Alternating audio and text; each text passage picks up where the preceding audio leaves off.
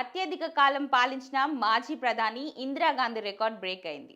ఇప్పటి వరకు ఇందిరా పేరిట ఉన్న రికార్డును శుక్రవారంతో మోదీ అధిగమించారు.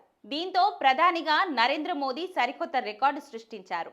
ఎలాంటి బ్రేక్ లేకుండా దేశాన్ని అత్యధిక కాలం పరిపాలించిన ప్రధానిగా ఇందిరాగాంధీ పేరుతో ఉన్న రికార్డును మోదీ అధిగమించారు. శుక్రవారంతో ఆయన ప్రధాని పదవి చేపట్టి 4708 రోజులు పూర్తి చేసుకున్నారు. దీంతో దేశానికి ఏకధాటిగా ఎక్కువ కాలం ప్రధానిగా పనిచేసిన రెండో వ్యక్తిగా నిలిచారు నరేంద్ర మోదీ. దివంగత ఇందిరాగాంధీ 1966 జనవరి 24 నుంచి 1977 మార్చి 24 వరకు 4077 రోజులు ప్రధానిగా ఉన్నారు. అయితే దేశ మొదటి ప్రధాని జవహర్లాల్ నెహ్రూ మొదట ఆ రికార్డును సాధించిన విషయం తెలిసిందే.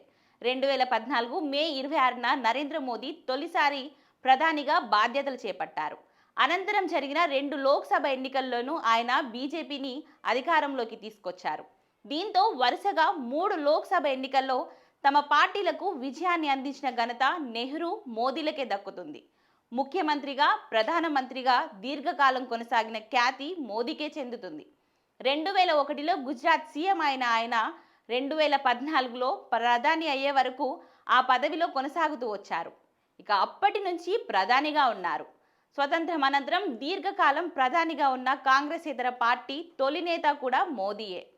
కేంద్రంలో 2 సార్లు పూర్తి పదవి కాలాన్ని పూర్తి చేసుకున్న కాంగ్రెసేతర పార్టీ నేత ఆయనే కావడం విశేషం.